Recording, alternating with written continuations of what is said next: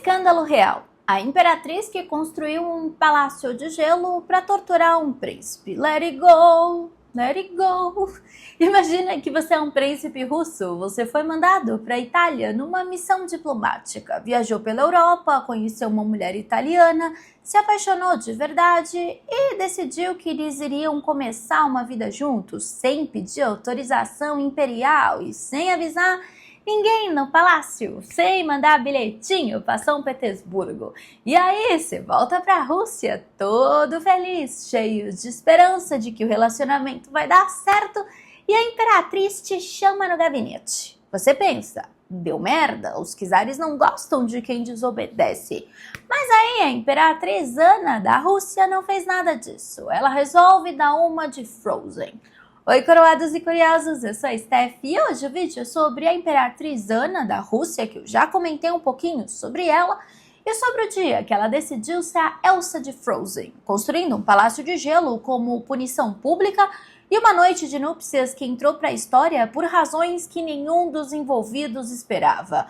A Ana, então, não era o nome que a elite russa esperava estar dizendo quando Pedro II morreu em janeiro de 1730, sem um herdeiro direto. Ela era sobrinha de Pedro o Grande, filha do irmão mais novo dele, o Ivan V. Tinha ficado viúva com poucos meses depois de casar com o duque da Curlândia em 1710 e passados 20 anos seguintes vivendo numa corte periférica no Báltico, longe do poder real, sem muito dinheiro e sem muito talento político aparente, perfeita, portanto, para ser colocada no trono que eles queriam controlar. O Conselho Supremo Privado era formado por 8 homens das famílias mais poderosas da Rússia, e com a morte súbita do Pedro II, eles decidiram que iam escolher quem seria o próximo czar ou czarina.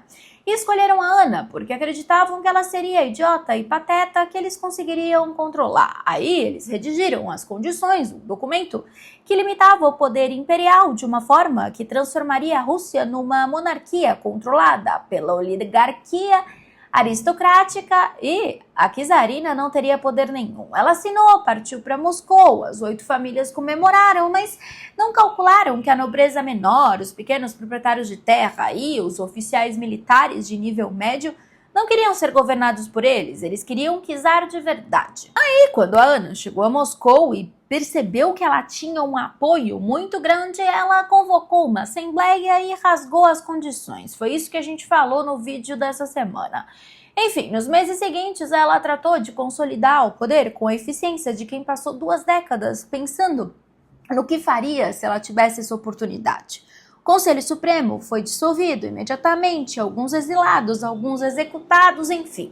A Ana trouxe da Curlândia sua própria rede de lealdades, inclusive seu favorito, Ernest Biron, que virou o homem mais poderoso da Rússia e deu o nome ao chamado Bironismo, o período do seu reinado, que ficou marcado pela influência dos alemães do Báltico na corte russa. Essa é a história para outro vídeo, mas o que importa para hoje é entender uma coisa sobre a Ana. Ela não esqueceu nada do que foi feito com ela. Ela reinou de 1730 a 1740 como autocrática, com poderes plenos. Conduziu guerras contra o Império Otomano com relativo sucesso, expandiu territórios no Cáucaso e internamente governou com mão firme de quem chegou ao poder sendo subestimado e não pretendia dar a ninguém uma segunda chance. Agora vamos chegar no Let It Go, Let It Go. O Palácio de Gelo é o episódio mais famoso do seu reinado porque é o mais cinematográfico. Mas é só um padrão consistente de 10 anos. O Mikhail Godslin era um príncipe, vinha de uma das famílias mais antigas e nobres da Rússia, que inclusive tinha participado da conspiração das condições. Ele tinha sido mandado para a Europa numa missão que combinava representação diplomática com aquele tour cultural que os nobres russos faziam, que tinha aquela fixação com a ideia que Pedro o Grande tinha de modernizar a Rússia via exposição à cultura europeia. Ele foi mandado para a Itália e lá ele se apaixonou por uma italiana e católica e decidiu que queria ter uma vida com ela. A gente não sabe se teve um casamento de papel passado, mas algumas fontes dizem que sim e que ele até chegou a se converter ao catolicismo.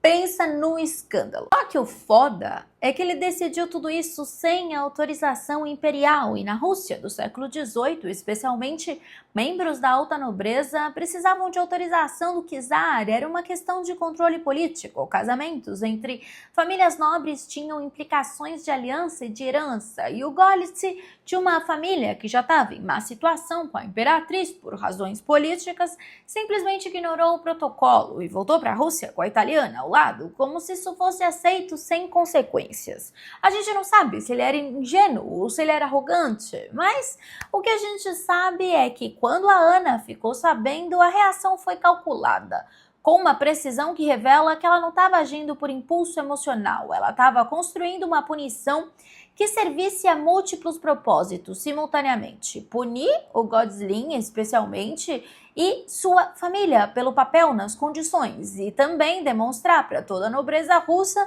que o poder dela era absoluto. A primeira parte da punição foi imediata. A italiana foi mandada embora da Rússia. O Godzlin foi rebaixado na corte e passou a servir como bufão. Bufão era o palhaço do palácio no sentido folclórico, mas também tinha uma função definida, com obrigações como contar piadas e ser humilhado publicamente para o entretenimento.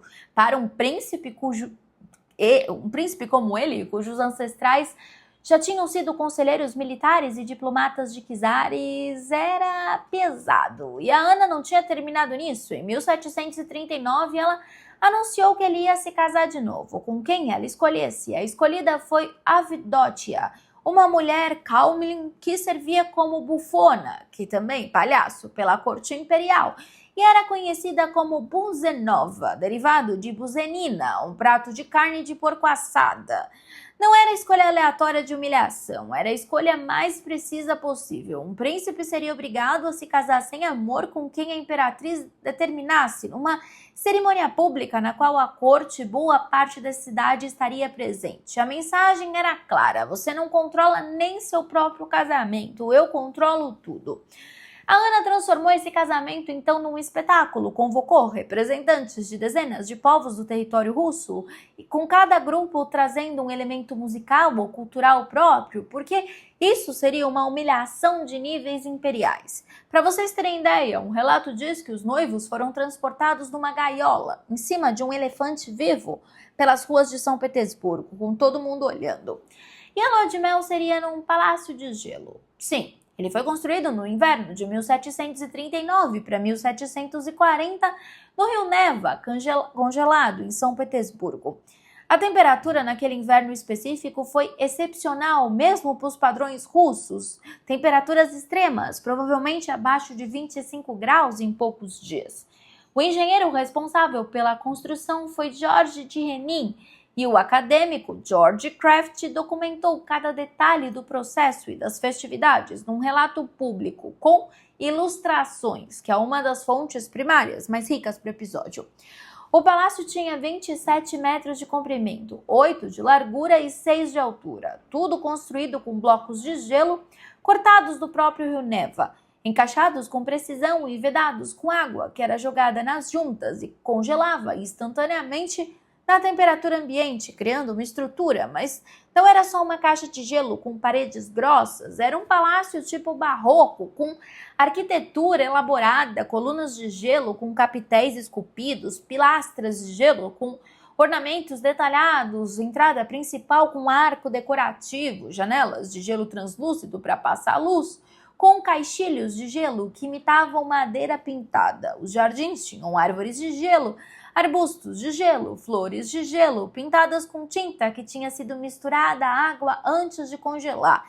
Então a pintura ficava preservada dentro do gelo, criando o efeito de flores coloridas. Inclusive, há relatos de estruturas absurdas, como um banho de gelo, descrito com humor pelos contemporâneos, e uma sauna de gelo. Foi relatado também que tinham canhões de gelo, que chegaram a ser testados com disparos, embora haja debate de quanto que eles eram funcionais. Enfim, o palácio era bonito demais para ser só crueldade, era uma demonstração de que a rainha, a imperatriz, podia fazer uma crueldade bonita, e isso é mais assustador do que crueldade fria. O interior estava completamente também mobiliado com móveis de gelo, cama de gelo com travesseiros de gelo, lençóis de gelo esculpidos imitando dobras de tecido real, mesas de jantar com todos os utensílios de gelo, espelho de gelo, relógio de gelo, e até um vestiário com roupas de gelo penduradas, casacos, botas, camisas, tudo esculpido com detalhes até de botões e cadarços. E no centro do quarto principal tinha a cama nupcial que a imperatriz tinha preparado para o casal na noite do casamento. Os noivos foram levados ao Palácio de Gelo depois da cerimônia e do banquete. Tinham guardas posicionados do lado de fora durante a noite para eles não fugirem. E é claro que é possível que eles tenham recebido alguma forma de proteção mínima, já que eles sobreviveram. A ideia não era a morte, era a experiência e o horror. De qualquer forma, eles saíram vivos do Palácio de Gelo na manhã seguinte. E aqui entra a parte que eu acho mais inesperada e humana de toda essa história absurda.